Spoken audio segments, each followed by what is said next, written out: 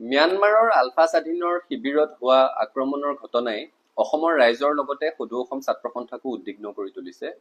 যদিও আলফাৰ সৈতে আমাৰ লক্ষ্য আৰু পন্থাৰ পাৰ্থক্য আছে, তথাপিও অসমীয়া সন্তানৰ মৃত্যুৰ বাতৰিয়ে আমাক মৰ্মাহত কৰিছে আৰু ছাত্ৰ সন্থাই শোক প্ৰকাশ কৰিছো। সদৌ অসম ছাত্ৰ সন্থাই দীৰ্ঘদিন ধৰি আলফা আৰু ভাৰত চৰকাৰৰ মাজত শান্তি আলোচনাৰ পোষকতা কৰি আহিছো। এক সন্মানজনক পৰিৱেশত যাতে এই আলোচনা অনুষ্ঠিত হয় তাৰ পৃষ্ঠপোষকতা কৰি আহিছো। আৰু উভয় পক্ষকে আমি আহ্বান জনাই আহিছো এটা শান্তি আলোচনাৰ পৰিৱেশ গঢ় দিবৰ কাৰণে, কাৰণ অসমৰ ৰাইজে শান্তি বিচাৰে। তেনে প্ৰেক্ষাপটত আলফা স্বাধীনৰ ম্যানমাৰৰ শিবিৰত হোৱা এই অতৰ্কিত আক্ৰমণৰ ঘটনাই সকলোকে চিন্তিত কৰি তুলিছে। এনে অতৰ্কিত আক্ৰমণে শান্তি আলোচনাৰ বাটত হেঙাৰ সৃষ্টি কৰিব পাৰে, যিটো সদৌ অসম ছাত্ৰ সন্থা বা অসমৰ ৰাইজৰ কাম্য নহয়।